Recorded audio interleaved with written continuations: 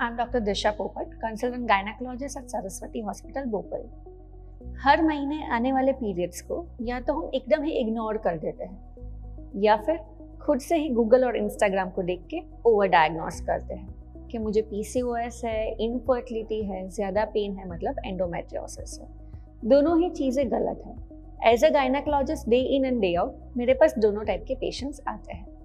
तो आज हम जानते हैं कि पीरियड्स क्या नॉर्मल है, क्या एबनॉर्मल है और कब कब डॉक्टर को बताना ज़रूरी है।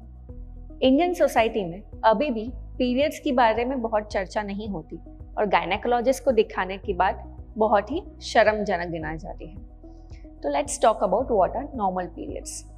नॉर्मल पीरियड्स की लेंथ 3 to 7 डेज तक हो सकती है, यानी कि अगर आपके पीरियड्स सिर्फ 2 या 3 दिन आते हैं या फिर 6 से 7 दिन चलते हैं, दोनों को ही नॉर्मल गिना जा सकता है।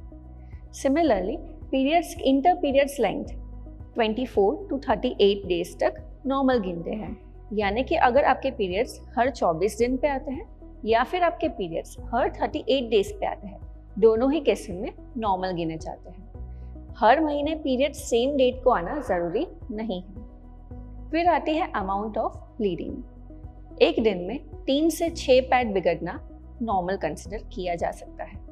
अगर आपको हर 2 घंटे पे पूरा पैड सोक हो जाता है और चेंज करना पड़ता है या फिर रात को उठ के भी पैड्स फ्रीक्वेंटली चेंज करने पड़ते हैं, तो ये एबनॉर्मल है और आपको अपने गायनेकोलॉजिस्ट को दिखाने की ज़रूरत है।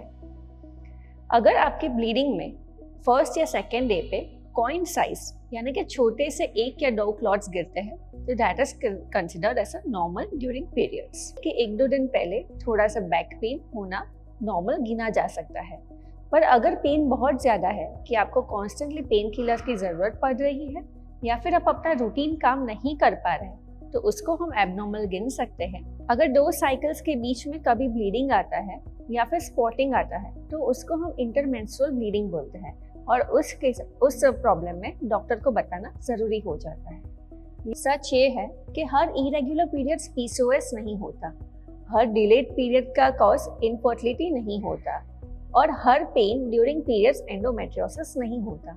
गूगल आपके सिम्टम्स बताता है, उसकी डायग्नोसिस हर बार सही नहीं होती। पीरियड्स आपका मंथली रिपोर्ट कार्ड है।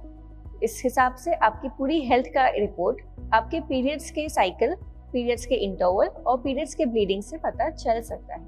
अवेयरनेस रखिए, फियर नहीं, इंफॉर्मेशन लीजिए पर एजम्पशंस नहीं। Thank you.